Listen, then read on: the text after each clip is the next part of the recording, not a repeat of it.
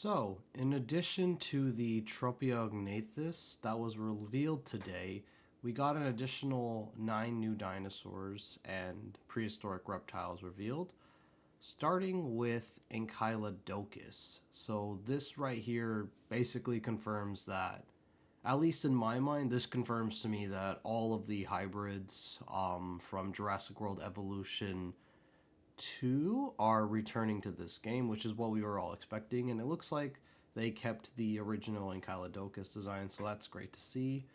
But moving on, next we have the Atrociraptor. I wasn't a big fan of these, but interesting. Just like the Velociraptor, the Atrociraptor appears to have quills on its head too. And it looks like the female is more patterned while the male is less patterned. So that's another interesting deviation from the other animals. All right, I'm not going to go over these. But anyways, let's continue. Next, we have the Attenborosaurus. This was by far my favorite plesiosaur from the previous game, so I'm glad to see that it's returning. I'm not sure if I will get Jurassic World Evolution 3 at launch, but maybe when it's on sale I'll pick it up, because I do like the modular building aspect of it, and I do like some of the newer animals they revealed. But yes, moving on, we have the Ceratosaurus returning, which it appears to have this really beautiful coloration, especially for the male right here. And the male seems to have a much more larger, pronounced, and sharper horn. My only complaint, and this is probably not the biggest thing, but the baby Ceratosaurus doesn't look that different from a baby T-Rex, if we're being honest. At least the Jurassic World version of the T-Rex. Now, to be fair, the original Jurassic Park 3 Ceratosaurus model was basically a modified Tyrannosaurus, so that's probably why the baby ended up looking this way, but I think a little more visual distinction would have been appreciated. But yeah, let's go on to the next animal revealed, which it's technically not that new. It's just a Gallimimus. We get a better look at the male and the female as well as the baby here. But we've been knowing that we're getting this animal for some time.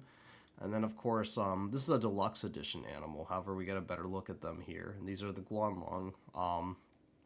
This animal, along with the Protoceratops, are probably my favorite inclusions to the deluxe edition. So we have these guys right here.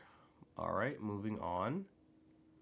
Our next new reveal is Homalocephale. Now, some people were worried that Homalocephale would not make a return, given that Psittacosaurus kind of fills the niche that this animal would have filled quite nicely, but thankfully it is coming back, and it looks absolutely adorable. And now we're getting to depending on your point of view, we're getting to the more disappointing part of things. We have the Iguanodon sporting its Dominion appearance. Now, I did really like the frontier version of the Iguanodon from Jurassic World Evolution 1 and Evolution 2. And a concern that everyone's been having is we've only seen like movie variants. We haven't seen frontier variants for certain species. So that includes the Allosaurus, but also all the Dominion animals. And this kind of further solidifies that we might not be getting the variants. But, let's not give up hope until the game is out.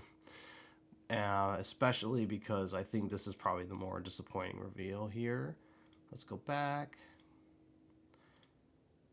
Actually, let me click out of this. There we go. Here we have the Giganotosaurus sporting its Dominion design, which I know probably won't sit well with most people because everybody really liked the Frontier Giga. And of course, we knew we were going to get the film version, but to have both would have been nice. We just don't, it doesn't seem like we might be getting both, but who knows? If anything, the more like quote unquote accurate version of the Giganotosaurus, which if we're being honest, the Frontier version isn't that accurate to begin with, but it's possible they could add like another animal like Meraxes, for example, which is a large Carcharodontosaurid from South America that had like a almost sickle-shaped claw. You could give us some more like accurate Carcharodontosaurid through that method. You could also use Mapusaurus, Tarovenator. There's other options. So who knows? Now moving on. I think that was the last creature revealed. Oh, no. The next creature we have is a Sauropelta. Now, this was revealed not too long ago, but we get a better look at the baby here, and it's honestly really cute. I like the subtle spikes and all. I'm assuming this one on the right is the male, given that it has more like staunch striking pattern, bigger, almost like a longer shoulder spikes. But yeah, the baby looks really cute. I appreciate it.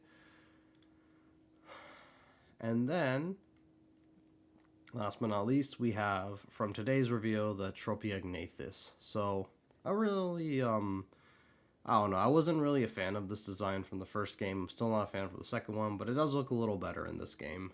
Especially seeing them walk and all, kind of helps. But yeah, I did like the Tapejara, so it is nice to see that the Tapejara was, although it wasn't revealed here, was basically confirmed in the video itself.